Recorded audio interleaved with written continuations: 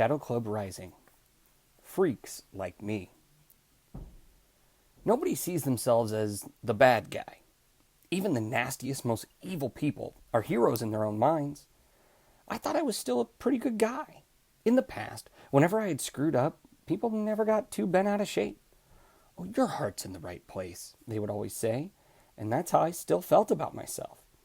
Even when my brain took an extended vacation, I could be forgiven, because my heart was in the right place. Of course, the Shadow Club's victims would never believe that. But I just assumed that everyone else who knew me would. Sometimes it takes a good left hook to open your eyes. The fight started as Tyson's, not mine. Although it was now harder for kids to whip Tyson into that fighting frenzy he was so famous for, it wasn't impossible. Those same kids who had always tormented him now worked overtime to make him nuts. Like Tyson said, people see you the way they want to see you. And sometimes they manage to turn you into the very thing they want to see. It was just before lunch, when everyone was most irritable, that our school's designated nuisance, Brett Whatley, heaped one too many rude remarks on Tyson's head. By the time I happened by, they were already into it, swinging full force and bouncing back and forth across the hall in a locker-bashing brawl. I have to admit, I seriously considered just walking the other way and letting the fight take care of itself. But like I said, my heart was in the right place. See, if Tyson won the fight, he'd probably be suspended. And if he lost the fight, he'd be drawing pictures of things burning again. I couldn't let either one happen, and since no teacher arrived to break it up, I took it upon myself. I pushed my way through the chain of spectators, squeezing myself into Brett and Tyson's airspace, taking a nasty blow in the ribs from Tyson before he realized it was me. "Back off," I yelled at Tyson, loud enough to break through his anger. "But he called me a..." I turned to Brett before Tyson could finish. "You want to fight someone? Brett, why don't you start with me?" And for an instant, Brett Whatley looked scared. The kid was practically a head taller than me, but here he was, backing away from me. It only lasted a second, though, until he remembered that he had an audience. "Well, if it isn't Jared Mercer," he sneered. "I should have known I'd find you holding Tyson's leash." He couldn't even come up with an original insult. He stole that one from Star Wars. "Why don't you get a life and lose it?" I told him. "You and Tyson deserve each other. You're both a couple of losers." Although I thought I was immune to Brett Whatley's brainless taunts, they were starting to get to me. "Just leave us alone." He crossed his arms, sensing that he had the upper hand. "Why? What are you going to do, Mercer? Put a bomb in my locker? Or maybe just a razor blade in my sandwich?"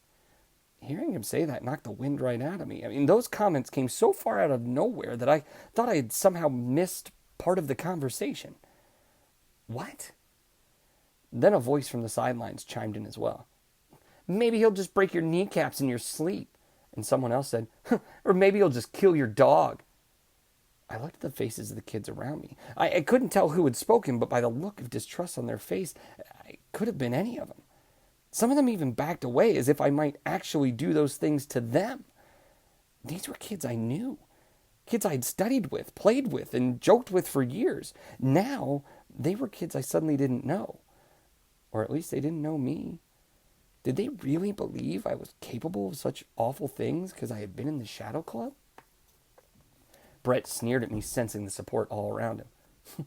"You know, there's a word for freaks like you," he said. But whatever that word he had in mind, no one was hearing it today, because I launched at him with both fists swinging. "I would never do those things," I screamed as I fought him, making each word strike home with another wild punch. "I would never, never, never, never." Finally, Tyson pulled me away. He was the one being calm, trying to cool me down. "Did you hear what I said?" he screamed at Tyson. "Did you hear what he said?" I began to get furious at Tyson. How could he be so calm? And then someone else grabbed me, spinning me around. I was ready to fight with this new assailant as well, until I realized who it was.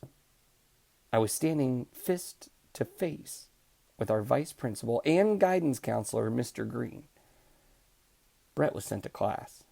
Although he began the fight with Tyson, although everyone knew that Brett created every disaster he was involved in, He was let go, and I was brought in for disciplinary action. Me alone. The fury had left me by the time I landed in Mr. Greene's office. Now there was a knot in my gut that spread out through my whole body, as if my entire body was clenched like a fist. "I can see you've made no effort to clean up your behavior," Mr. Grene said to me. "So I got into a fight." "So?"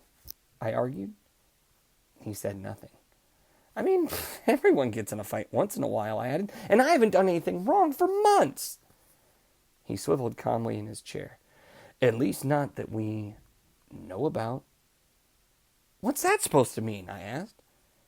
"It means that you played me for a fool once before, and I won't let it happen again, Jared." It took a moment for me to process that.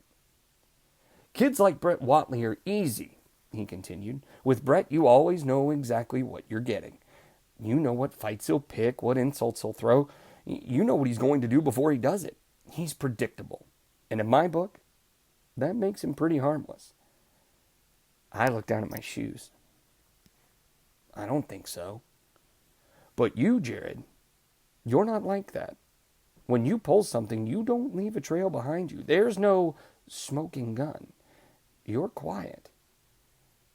And you're sneaky. In my book, that makes you dangerous." It was all coming into focus now as he spoke. What he thought of me. How he saw me. The category he had me filed under. This wasn't about the fight, was it? The fight was just an excuse to bring me in, so he could read me this little riot act. It was as if these past 3 months had meant nothing, and if the only reason I hadn't been in trouble since then was I simply hadn't been caught.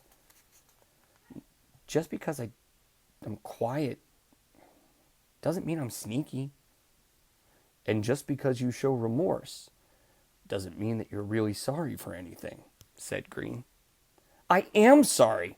"I wish I had a reason to believe that." "You'll never have a reason," I shouted at him, "because you don't want to find one." He considered that for a moment. I could see him squirm a little. It was his job to peg kids, and he was good at what he did. So good that he would never accept being wrong. Whatever label he had chosen for me, he would fight to the death to make sure it stuck to me like a kick me sign tattooed on my butt. "You don't know what's inside me," I said to him, feeling my eyes moisten, but I refused to be brought to tears. "You're right, Jared. I don't," Grene said. "And that's what scares me."